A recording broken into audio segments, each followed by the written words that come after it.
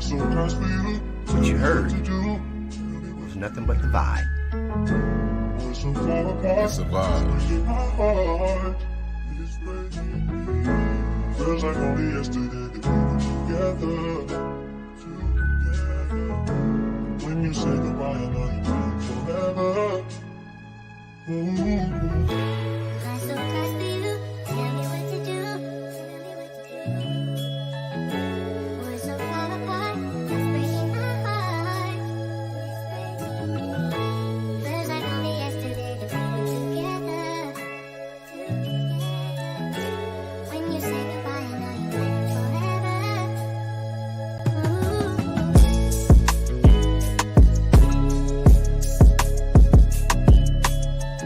I'm so close to you. Tell me what to do. We're so far apart. It's breaking my heart. I'm so close to you. What you heard To do. was nothing but the vibe. We're so far apart. It's a vibe. Breaking my heart. It's breaking. Feels like only yesterday that we were together. When you say goodbye, I know you meant forever. I'm so close to you. Tell me what to do. We're so far apart. It's breaking my heart. Feels like only yesterday that we were together. When you say goodbye, I know you meant forever.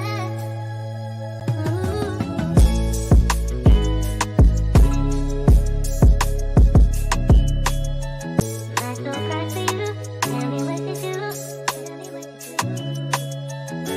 We're so far apart. It's breaking my heart.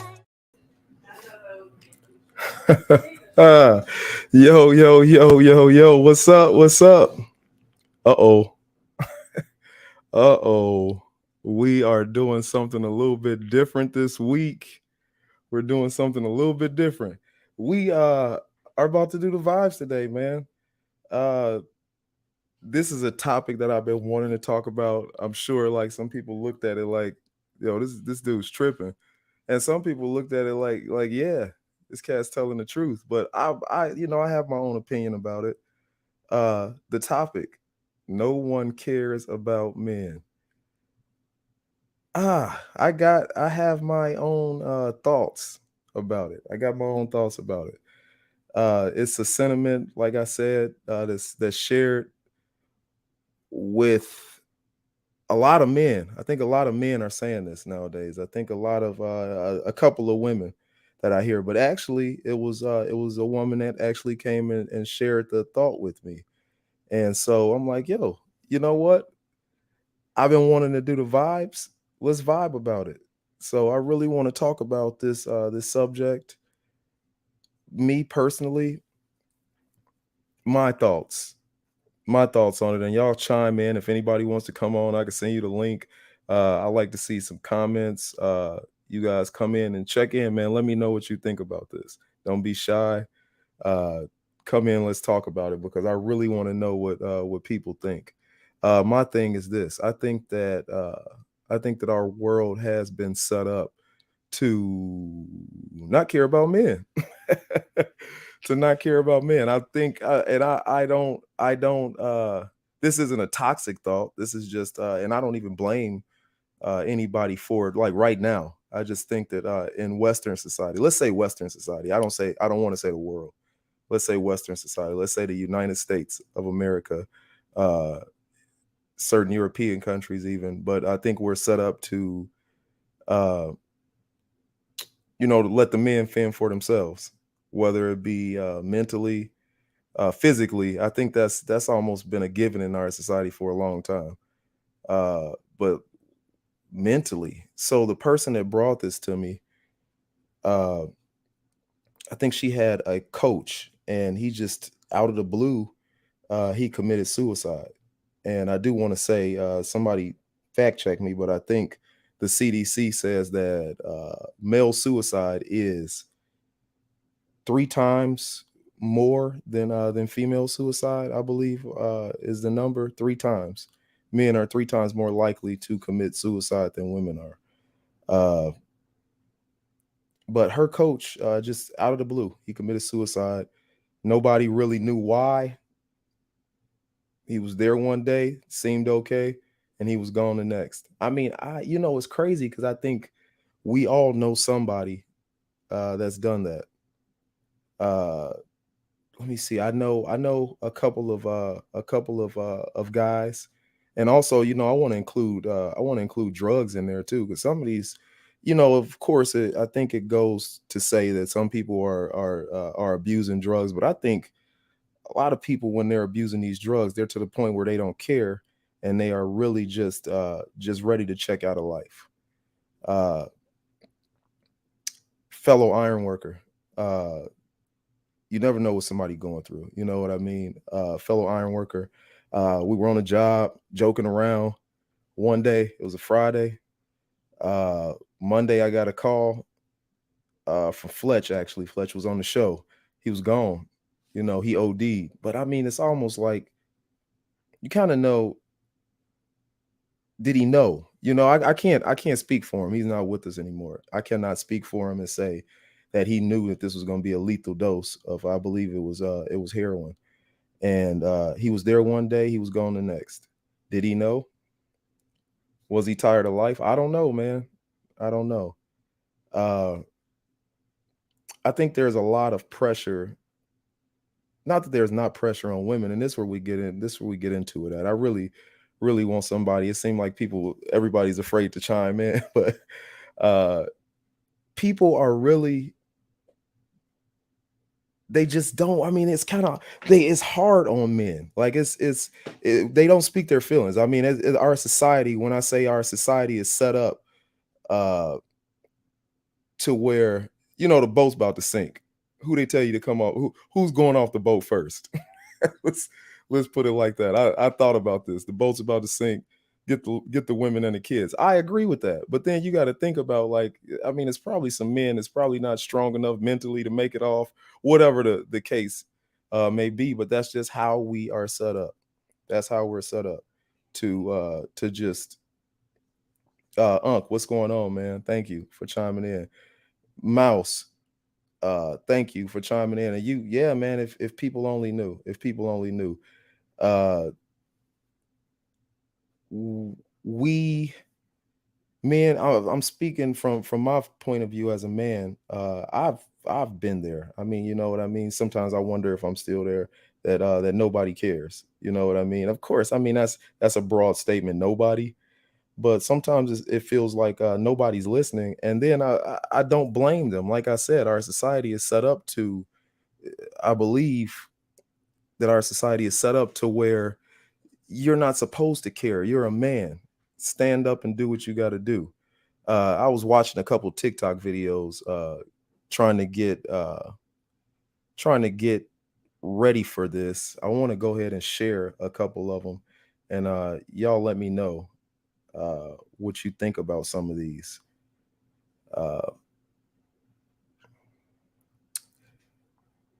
because some of them kind of got me. Some of them, I mean, there's some people that can really go overboard with things, saying that, oh, that nobody cares, and then they get kind of toxic towards women. I think that's where I think we came from. I think it started off with almost like a toxic masculinity, where men were on top.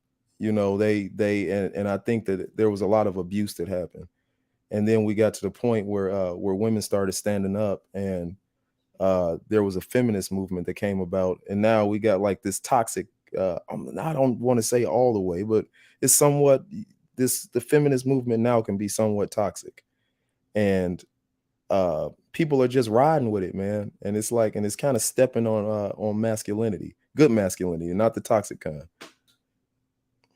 Let's take a look at a couple of these. You talk about 100 women dying.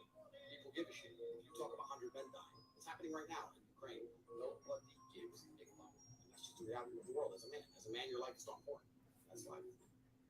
You talk about 100 women dying. People give a shit. You talk about 100 men dying. It's happening right now. You ever ask a man how he's doing, and he says, here to tell you, that man's not all right. That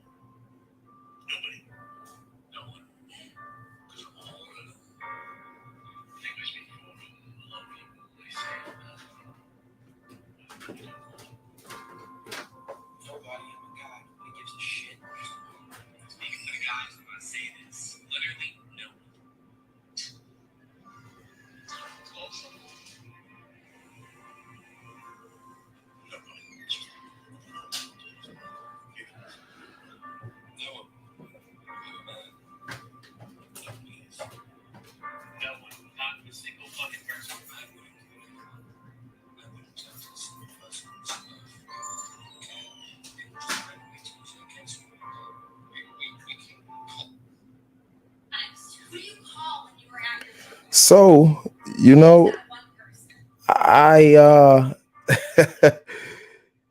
I have a lot of friends that think like that. That last one, man, it hit hard because I think I work around a male dominated environment, and you see guys. I'm the empathetic one. I'm the one that always feels, it's cool. I can be that. I'm comfortable with myself. I'm fine. But I'm always asking you, are you okay, man? Yeah, I'm all right. Nobody want to talk about it. Uh, I'm sure if you've been at work with somebody, man, and chimed in and chime in and let me know if you've been at work with somebody and uh, they didn't look right. You know what I mean? And then they just gone. They just gone. And nobody. Sometimes people don't even bother to ask them. Are you okay? Are you doing okay? Mentally, are you doing okay? And it happens, man. It happens, and I think it just kind of it continues to feed the thought that a lot of guys, when things like that happen, like, yeah, man, nobody cared about them. Not even the other men. If you get caught crying out here, man, dry your face. Don't nobody care that you shedding tears. I got a story for you. I love stories. I love stories. I got a story for you. So, uh, I got audited by the IRS back in the day.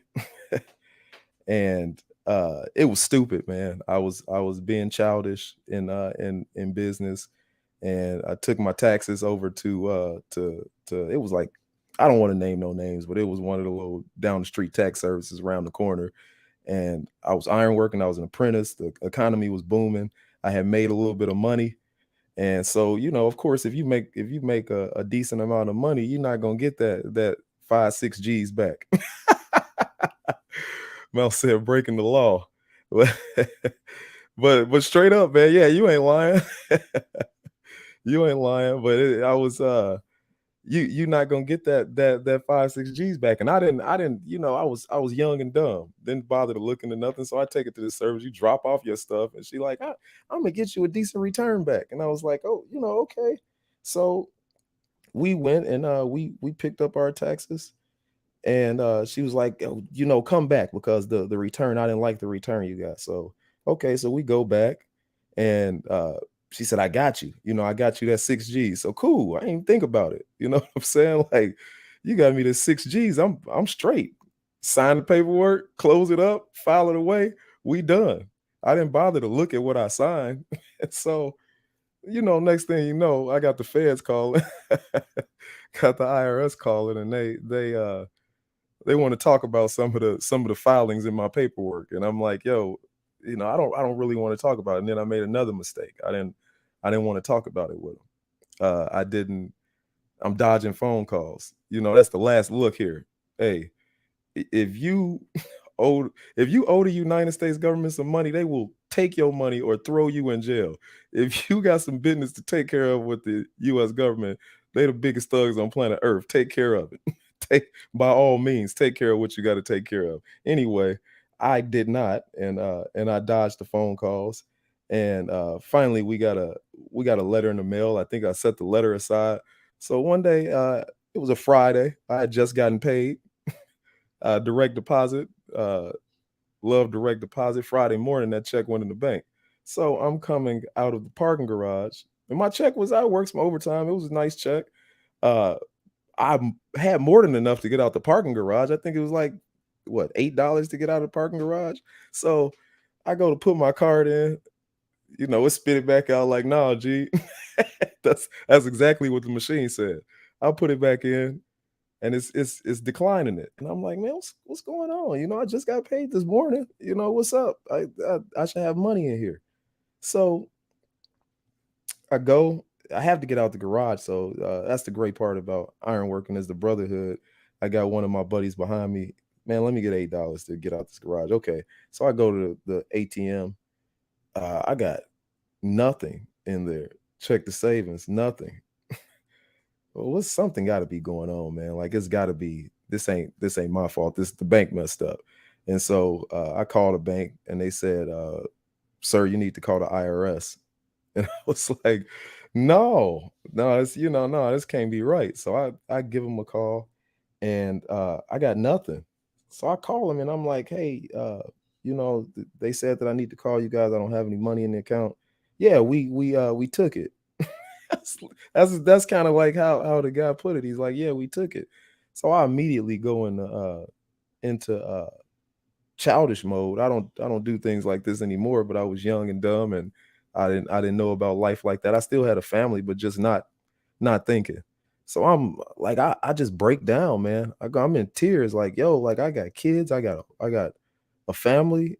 Y'all got to give me something back. You got to give me like a couple dollars back or something.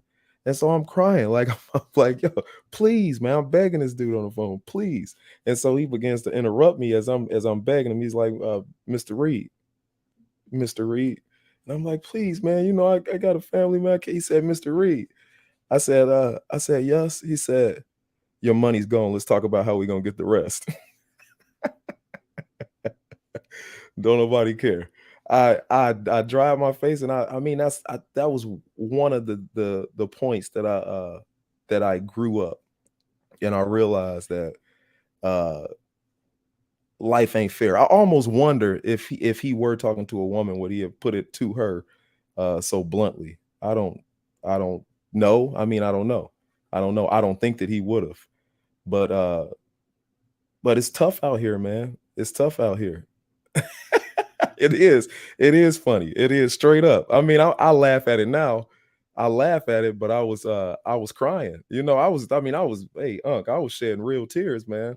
I wanted some of my money back. Look, I know I can't have all of it back. And he was straight up real about it. He said, look, you're not getting it back. He said, it's gone. Your money is gone. You owe us.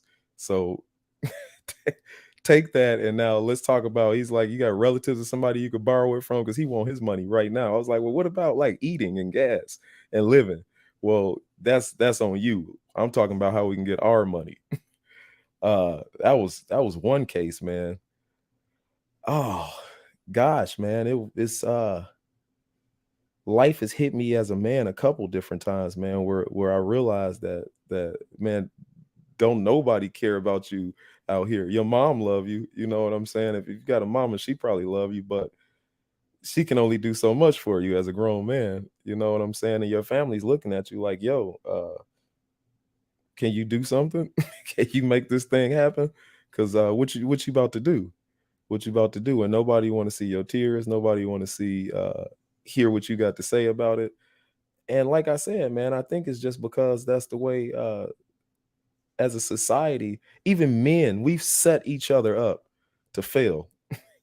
We have literally set each other up to say, boy, you better act like a man about it. You better don't be out here being no punk. And I think we've equated being a punk with like actually showing your emotions and speaking on how you feel about something. Uh, I got this crazy belief that feelings aren't really real. I really do. I really do say that. I say that feelings aren't real because you can't. It's not tangible. Now, feelings are important because you can make them tangible. But honestly, feelings aren't. I could feel one way one moment and feel another way the next moment. I don't really believe that feelings are real like that. Like I said, you can't hold it. You can't. It's not tangible. But those same feelings that aren't tangible, you can go and act on them, and it becomes real. It becomes real. So why do I think that uh, it is important that men get their feelings out, and that even other men, we need to listen to each other, give each other advice, at least be there for one another. Sometimes you need that, man. I know that sounds, man, I even inside of my heart, it feels kind of crazy that I'm saying that, like, we need to be there for one another. But straight up, man, straight up, because people out here dying in silence, man. I looked up some more statistics, man. The suicide rate is number one. It's higher than the murder rate. It's one of the top killers here in the US. It's not people killing each other, it's us taking ourselves out. That's telling you, man, maybe it's time to get some perspective. That's the way I like to look at it.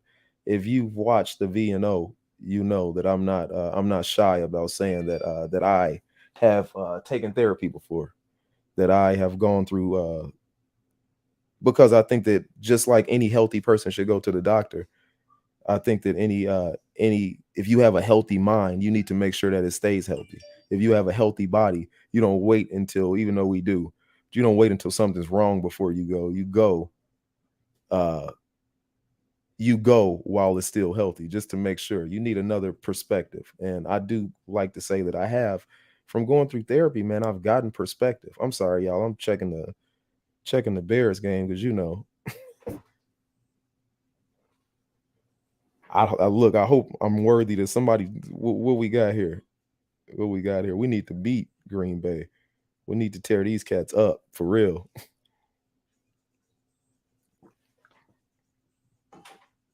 But where was I at, man? I was saying, yeah, we need perspective. We need to talk about.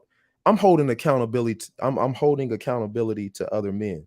Uh, Bill Curley, man, shout out to you, because he was going through something in his life, and he sent out a text message, and uh he basically, it was a bunch of men that he trusted, that he knew would pray for him and uplift him. And he said, hey, this is what I got going on in my life, and you guys just, say a prayer for me, keep me in your prayers. And then guys started to chime in, and it was cool to see that, because it's almost like that's almost something new for men. I think women always had text groups, and when it deals with feelings, men have text group when it deals with money and business, but when it deals with like how I'm mentally doing, we don't always do that. We don't go to therapy. We don't go to the we don't go to the doctor, which that's a whole nother thing, man. But like, not taking care of your body can also cause you to go to lose your mind, to start to have these, bad thoughts, and get yourself in a bad place. And then you continue that by just sitting in your pity, and a lot of people just kind of just perish away. Uh you hear women talking all the time. Like I said, men don't really, we not going to the doctor. We ain't talking to our buddies. We a joke with our buddies, but not like real talk. Uh, we just not doing it. I told somebody today, uh, I hope I don't look like this extra happy person all the time on this show, because I'm not. You know what I'm saying? I'm human. I am very much so. I'm a human being. I go through basic human things. I go through heartbreak in life. If y'all have watched the show, you see that I can be emotional at times, but I'm also try to be uplifting. My attitude is not 100% positive 100% of the time. I am human. I believe that human default is to wake up on BS. Like, straight up, you wake up out the bed, man. Like, look, y'all, when you wake up out the bed, I just let me know what some of y'all say when you get up out the bed. I kind of already know, but it's probably, we wake up on negativity, man. Like I said, that's human default. It's up to you. I was telling this person that it's not up to you to always get rid of these feelings and to pull yourself out of it, or to change your own mood. But I was like, man, it's almost like I said, man, suicide is knocking people off left and right. We worried about folks killing each other. People are literally out here taking themselves out. You it's of the utmost importance that you wake up and you make sure your mind is right. You know what I mean? Some of us pray, uh some of us uh some of us do affirmations. uh some people, I don't know, they do exercises, they get up and work out. But I believe, like, in 2022, man, it's just something in the air. It's crazy. It's I believe it's of the utmost importance to get your mind right, man, to wake up and exercise your mind for positivity. Because if you leave yourself to your own humanity, it's not, usually it don't turn out well, man. We turns into negativity. That's just what it is. Like I said, I don't think I'm being bleak when I say that naturally humans are negative. It just is what it is, man. Look down history. Uh when you wake up, I was telling this person, I said, when you get in these moods, first of all, you're human, and give yourself room to be that, to be human, and to have human emotions and human thoughts, whether negative or positive. But also, uh make sure that you have something to pull yourself out of it. Whether if it's negative, have something. I said whether it be music. I'm 24/7 podcast. I'm always watching something about either some new idea or making money or positivity or something religious. I'm always looking to pull myself out of any bad spot mentally that I can get in, because I don't like it, man. I don't see how some people just maintain and dwell in negativity. I really don't. Like, my heart don't feel right when I'm just 24/7 negative. I can't do it. Chimed in and said, I think men don't want to look weak because some men feel it's embarrassing, and that's stick in their mind. Yeah, man. And that's where I was saying, like, I think that I know for a fact that that's cultural, man. That's our culture, straight up. Like, it was, if you cry, you've been a sissy, you've been a punk, it's not masculine. We're coming out of this thing. I think we're creating a new culture, but we're coming out of this thing where you're a punk if you cry. Especially, like, it's hard for me to even say that you a punk if you cry over pain or or something bad that happened to you. Like, I'm really, maybe that's toxicity in me, but I'm not crying over bad things that happen to me. I'm really not. Somebody else, yeah. Me, nah. I'm looking for how can I move? And I think maybe that's the part of it too. Part of being masculine is you somebody correct me if I'm wrong. What is masculinity?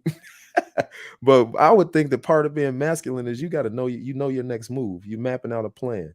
You are you taking control. You are heading. You are the head.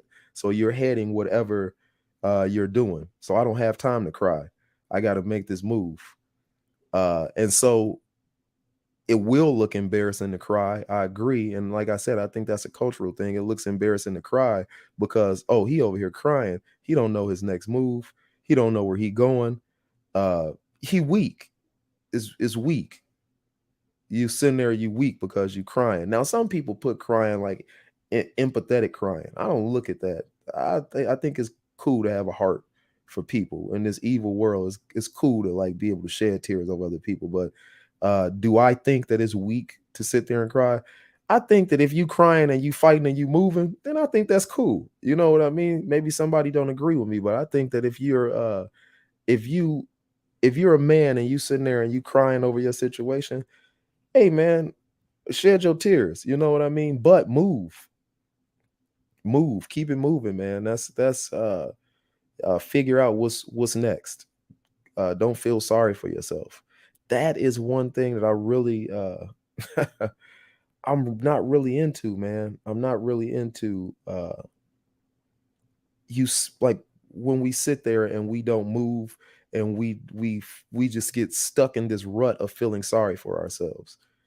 uh Unk's chiming in. He said, let me say this. On my journey, there has been many, many nights I cried, but it helped me in many ways. Hey, man, and I'm down with it. Yeah. So going back. That's what I was talking about, where uh you got to you have to let those emotions out. You have to, but you keep it moving. Uh, if you the poster child for keeping it moving.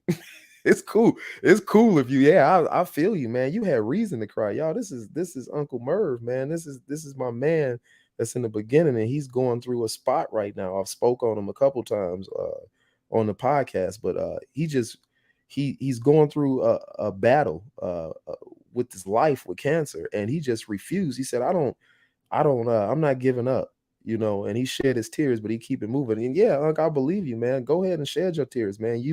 You deserve that for yourself. Be human. But you also keep it moving, man. Those ain't tears of you giving up. Those tears of, man, I gotta fight one more day. I gotta fight one more hour. I gotta fight one more minute. Uh Brandy said, he said Jesus wept. He's the man of all men. I agree. That is going back to, I believe, weeping for other people. And I said, like, I think it's, I think it's okay to be empathetic and to weep for others. And to, I don't think that Jesus was weeping up for himself. He was the one that kept it moving. He knew what he had to do. I mean, like, look, we talking about Uncle Merv. Everybody don't believe in Jesus. I do. And this man basically knew that he was going to die.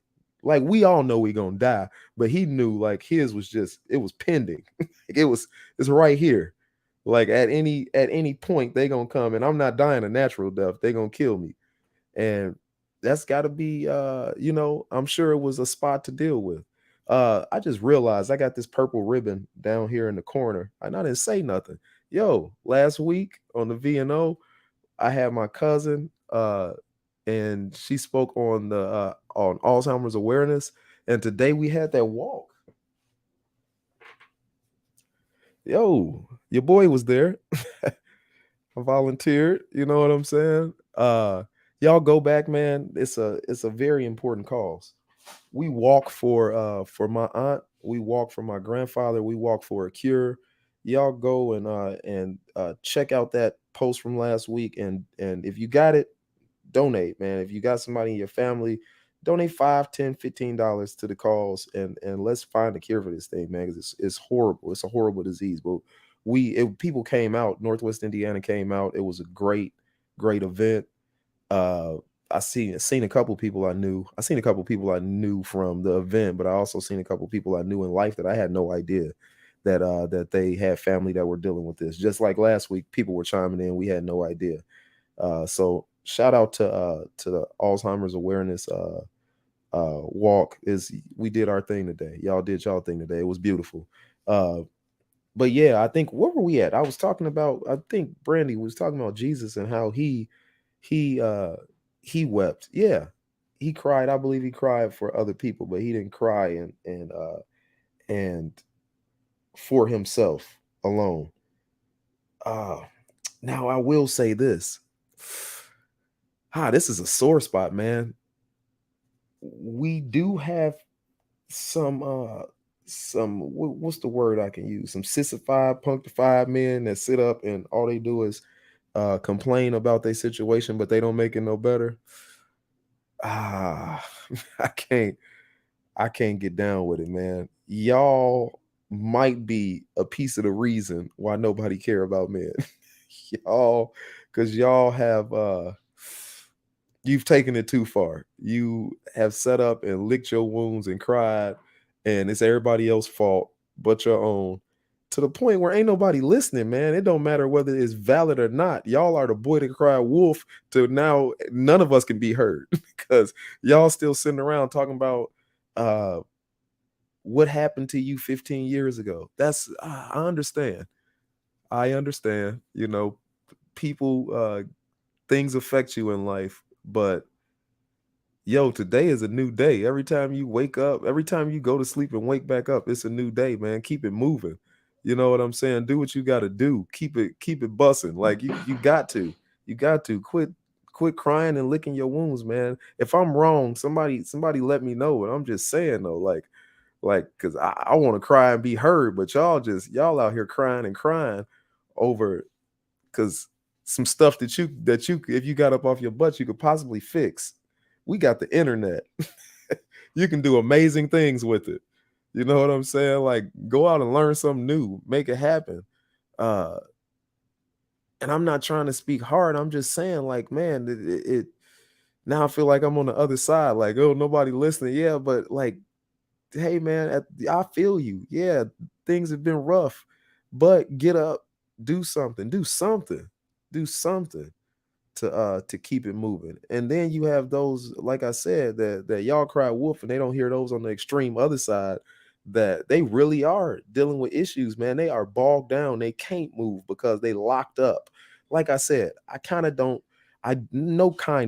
really believe emotions are real, but they're locked up because these emotions and these thoughts have become so real to them that they can't move. I probably would have never thought that people could get locked up by emotions. The first time that happened to me. I was it was during the recession here. I went up to Canada to be I was an iron worker in Canada. So I'm up there. The work that I do here, it might be on the edge of buildings, but it's not like walking a beam. Walking a beam is a whole nother walking a steel beam with nothing around you to grab onto. It's a whole nother ball game. I give it to all the iron workers that do that. But I found myself I found myself I agree with you, they want a pity party. I feel you. But I found myself in the middle of this beam, and my mind got the best of me, and I literally could not move. And anybody that's an iron worker, we've seen it or we've heard about it, but it happens, man. And I was like, this is what is going on. And my partner, I think it was like it was at lunchtime. We used to have to walk this iron, go down to the stairs, walk down the stairs, walk the next level of iron, find the other stairs, and it'd take like a half hour to get down for a break. But I'm walking, and I think it's break time. He's like, hey man, hurry up. I'm like, I told him, I said, I can't move. He said, what you mean you can't move? I said, bro, I'm looking at my feet and I literally cannot move. I said, I can't move my feet. And I was like shaking, trying to move my legs and my arms and my feet or something. And I was stuck for like 5 minutes. And I realized that it was in my mind. It was not my body. And I had to get my mind right, like in order to be able to at least sit down to move. And so that's real. You know, it is real when you get when you are paralyzed by emotions or fear, or you are paralyzed by life. You know what I'm saying? That's real. Gather yourself. You know what I'm saying? Gather yourself, man, and realize where it's coming from. Uh, Always, man, I like I said before, have things in place. Have things in place, whether it be a therapist or family or somebody, man. Do not fight by yourself. That's what we find ourselves doing. Like I said, we feel like we put in this closet by society where we taught almost like I said, as men, not to talk to nobody because nobody cares. And that was the title of this. Nobody cares about men. But really, in all reality, let's change the narrative. I think the narrative is changing. I didn't get on here to be negative. That's me. I got on here to be positive. We don't have to keep that narrative. It is what it is, but we don't have to keep it. Let's change the narrative. There are go and do something for yourself, man. Get the help you need. I always talk about taking care of your body, take care of your mind.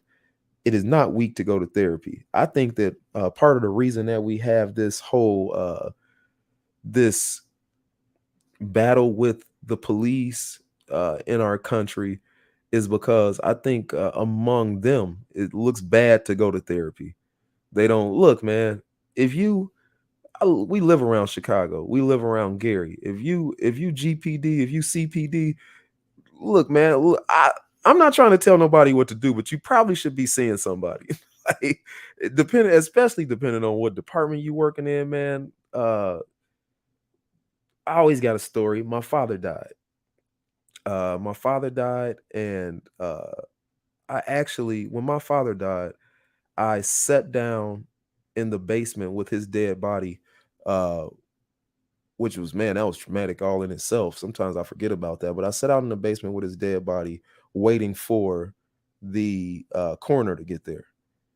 Cops arrived, and then the coroner came. So I'm talking to this cop, uh, Gary, police officer, and he just kind of just trying to, I guess, have some words for me, like, you okay? He was being real kind of cold and hard about it, but whatever, man. I appreciated it. So I just needed to talk. So I started talking to him, and I said, you asking him, do you do this? He was like, yeah, he told me he was on homicide in Gary for a while. And he seemed like the type of cat, like a hardened police officer, where he probably not really even thinking about getting any type of mental help. He just seemed just hard, you know what I mean? Like, he just kind of, he had a look in his eye where he realized that he had to somewhat be absent. from these things. And so I'm talking to him, and he's telling me, he's like, he said, I worked homicide, and he said, I went to go uh check on a homicide that had happened in an apartment, and he said, well, they said it was a missing persons report, and he said, so homicide got it because it was assumed that this person was dead. So went to go check on it. He said he walked into this place. He said it was a foul odor, weird odor. So he tells everybody, he call in back up, tell everybody, everybody get out. We're gonna check the place. So he said they checked, they looking in cracks and crevices, and they don't find nothing. My man said that he lifts up the couch cushion, and there is a baby in the couch, a dead baby in the couch, and everybody is just living in this house, and they just being why this wild is this dead baby. They knew it was there, and he was just kind of telling the story, and I'm looking at him like, yo, bro, like, I just sat downstairs with my dead father until the coroner got there. But how? How do you deal with seeing stuff like that day in and day out, man? Especially like if you got to go through that, man, you need some type of perspective, or else, like I said, I think a lot of the problems that we see between civilians and police officers is some of them, man, is I think I even talked to a police officer that said it was looked down upon to go and talk to somebody and to get some type of mental help because you're weak. You got to go talk to somebody. You can't handle it. No, no, nobody can handle that. Day in and day out, maybe one occurrence or two.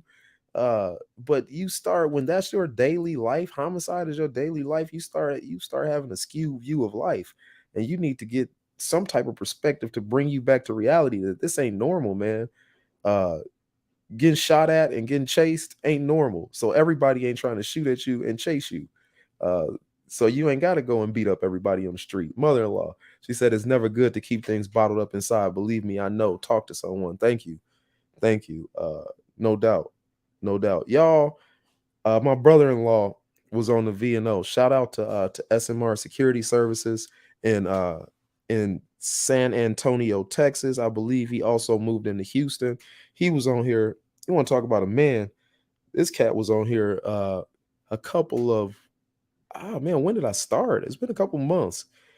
He was on here. He was one of the first people that got brought onto the V&O, and he sat on here and he gave his story. He talked about how his father was locked up and that he hadn't seen him for 21 years.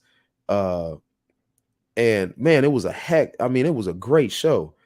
It's kind of self-serving, but it was a great show. And so he said on that episode, like, yeah, I'm writing this book. Well, y'all, he has finished the book, and from what I see going across Facebook and social media, my man did what he said he was going to do, and he wrote this book and he finished it. And I'm excited to go and check this out, man. I told him, I said, man, when you drop this book, I am most certainly going to be gonna go ahead and let people know, because I think a lot of people enjoyed that one, watching him and watching his success story unfold. And we still kind of watching it unfold. He just keep getting bigger and bigger. He just said the other day that he was actually gonna do $1 million in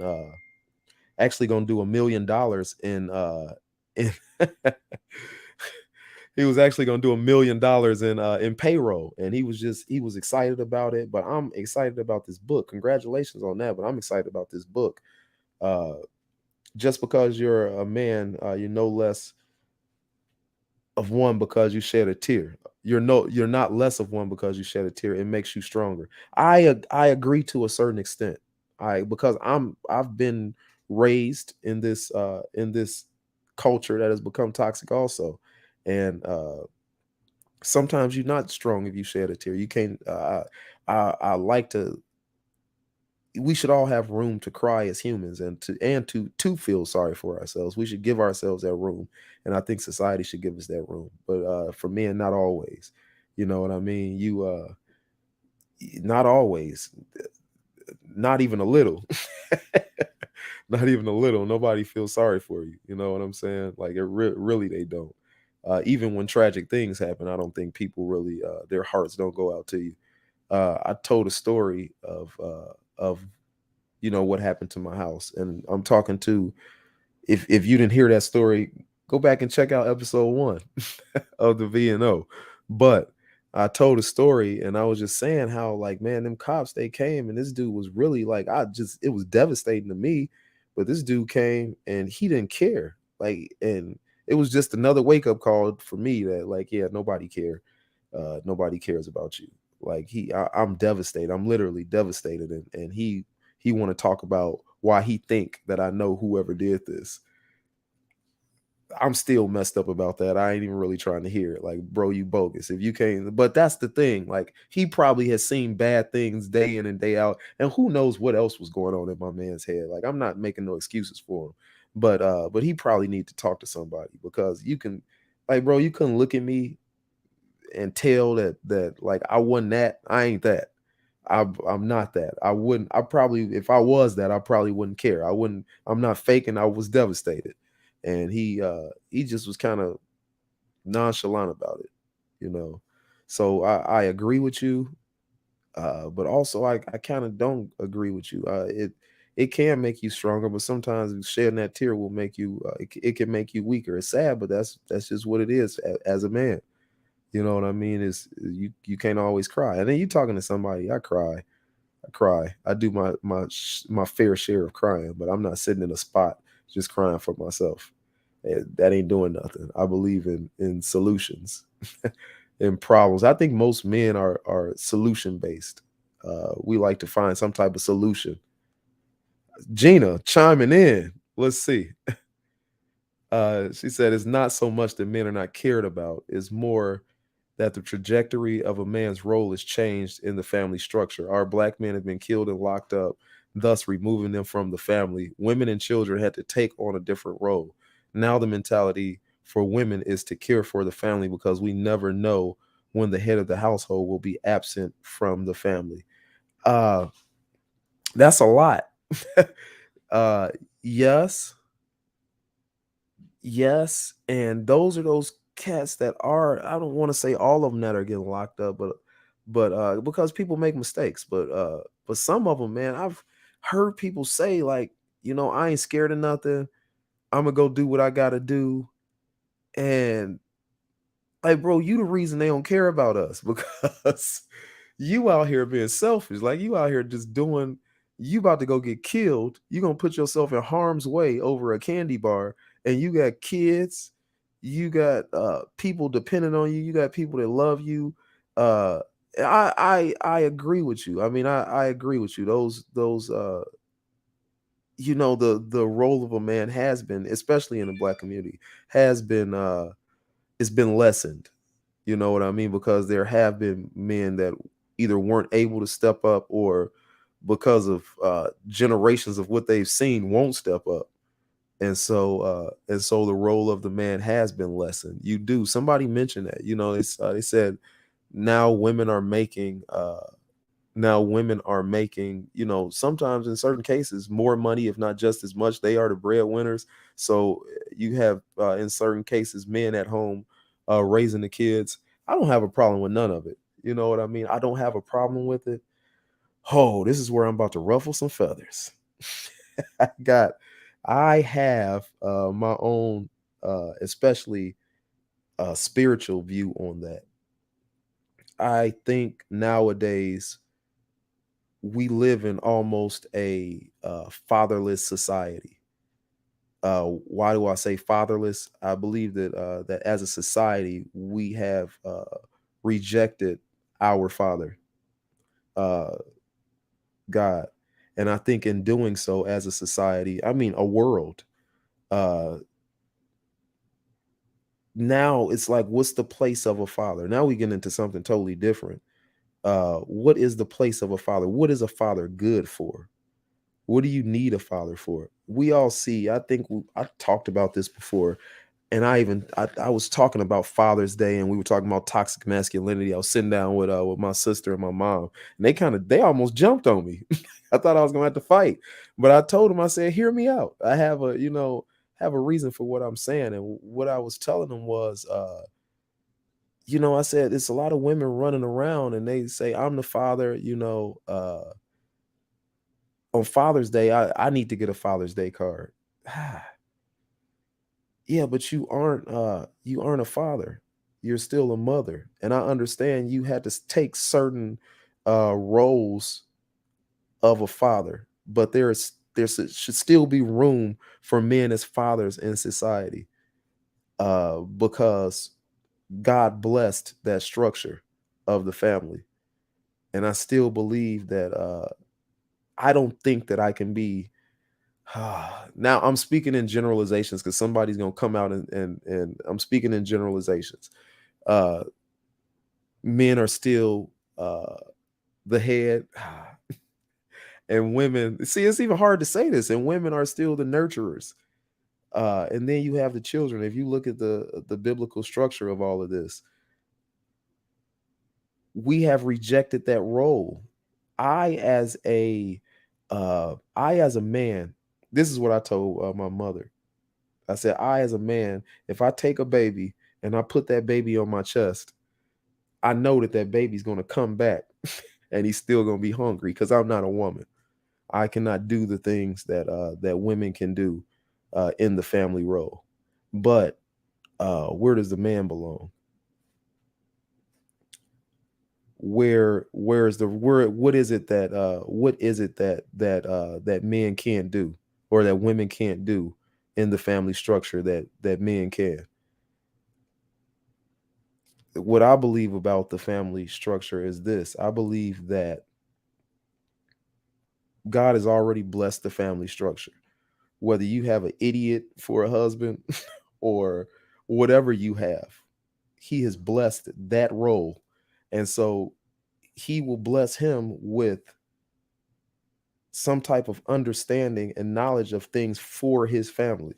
Now, it's been misused, it's been abused, and so that might not always be the case. But I still believe that role is blessed. But we live in a fatherless society, so it's like there is no role anymore for a father per se. Uh, I believe that God will run certain things through the head to give to, because that's just the structure. I look at it like this. I have a boss at work. And I was wondering why things go like this sometimes, but I mean it is what it is because this is the structure. I have a boss at work. I am a boss, but I have a boss. I have guys that work under me. Well, sometimes these guys that work under me, and I don't like to say under like that because I fully believe that we all, I'm a glorified paper pusher at times. Sometimes I call myself a glorified apprentice, because I'm right there with you. But those guys under me, they will need to talk to my boss, and they will come to me and say, "Hey, can you talk to Al for me?" And I'm like, why I gotta talk to him? You got his number? They're like, yeah, but and it's like, thinking about it, yeah, I do know because there's this structure and we understand it in that. We understand it in that setting. Is that, yeah, I don't just call him out the blue. You call him, you talk to him, but I don't just talk to him like that. So can you call him for me and let him know that whatever I need to let him know? Yeah, I'll do that. And he does the same thing when if he needs to tell my guy something, like say we all going to a different job site or something, even if I'm not leaving that job site, my boss will call me to tell me that such and such is going to a different job site because it goes unsaid. There's this structure. I ran it through you. You ran it. He had something to tell this guy, but he ran it through me to tell that guy because that's the natural structure of things. I don't think that that's not the natural structure of things anymore because we live in a fatherless society. So now we've cut out the head. We don't need the head no more. I can be the head. If I stood in for my boss when he comes back, I'm stepping back down so he could so he can come back to his rightful place. Gina, you said a lot of women had to step up. Well, also you in understanding that, yeah, I stepped up while you weren't here. But when this job is filled and I don't want to say step back down. Let me say step to the side. Step to the side and let's fulfill our roles. I hope I don't get no flack for it, but that's what I believe, man. I believe in, and I think that that's order. Order is great. Order is very much so. It's a good thing because Order keeps everybody calm. Order keeps everybody in their rightful places. Uh, it's not chaos. What do we have in this world in a fatherless society? We got chaos, man. It is chaotic out here. People don't know where they're supposed to be at. They don't know where they're coming from. They don't know where they're going. We have literally there's no structure anymore. And structure makes things. I mean, look, if you look at the military, there is a structure. I'm not saying the military is the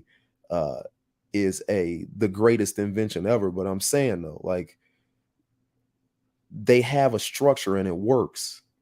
You don't have private such and such. And I wasn't in the military. Anybody that was in the military, I'm not sure about the different the rankings, but you have rankings. You don't have this ranking that's lower than that ranking jumping over him to tell this guy what to do. Because there's a structure to things and it works out. You know what I mean? Everybody knows their role. Everybody knows what they're supposed to be doing. They call it the chain of command. Everybody knows what they're supposed to be doing, and nobody's trying to usurp. And if you do usurp authority, there is consequences. You know, and I just think that not to say I don't think that anybody's less. I don't think that the woman is less in the marriage. I just think that there is and I'm not even saying the biblically is called a head, but I don't think that necessarily means in charge. I don't think that head means in charge. Now, once again, like I said, a lot of males, you know, they have taken the word head, and that means that they feel that means that they are in charge of something, and so they get to boss people around. I love what I do because I was taught well by the right people. I'm talking about my trade, and all of my good bosses was in the trenches with us. All of the ones that nobody respected, they just told folks what to do, and they just, you know, they got. And then when there was blame to be put, then they came back and blamed other people, and things worked a lot better with the cats that was in the trenches with us. Everybody knowed their role. They were respected. So being a head does not necessarily mean better. It does not mean I am the boss of you. It's just a role. It's a role. Matter of fact, I like having, in certain aspects, I like having a boss or somebody to filter things through. Literally, when I'm at work and I call him my boss, I'm not saying that a husband is a boss or the man in the household is the boss, but I'm saying it's nice to have somebody, the head, to filter things through. I ain't got to worry about it. I ain't got to deal with it. Look, call him. I'm fulfilling my own role. So if you got a problem with this, go and call him. You know, and I think that if we all just were comfortable in our roles, that everything would just be a lot better. But you know, it is what it is. It is what it is. And in being that, then